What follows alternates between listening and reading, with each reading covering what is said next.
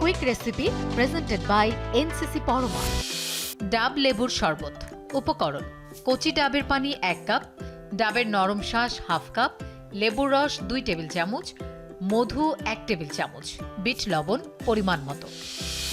ডাব লেবুর শরবত যেভাবে তৈরি করবেন: প্রথমে ব্লেন্ডারে ডাবের নরম শাঁস, লেবুর রস, বিট লবণ, কচি ডাবের পানি, মধু সহ সব উপকরণ একত্রে নিন। মেশানো উপকরণ ব্লেন্ডারে ব্লেন্ডিং করতে হবে। ব্লেন্ডিং শেষে সার্ভিং গ্লাসে ডাবের নরম শাঁসকুচি দিয়ে ব্লেন্ডিং করা মিশ্রণটি গ্লাসে ঢেলে তার উপর বিট লবণ দিয়ে পছন্দমতো সাজিয়ে পরিবেশন করুন মজাদার ডাব লেবুর শরবত। খেয়াল রাখুন, ব্লেন্ডিং বেশি হলে শরবতে পানীয় অংশের পরিমাণ বেশি হবে। Quick recipe presented by NCC Parama. উদ্যোক্তাদের স্বাবলম্বী করতে নিজস্ব অর্থায়নে ও বাংলাদেশ ব্যাংকের রিফাইন্যান্স সুবিধায় এনসিসি পরমা নারী স্বাবলম্বী ঋণ।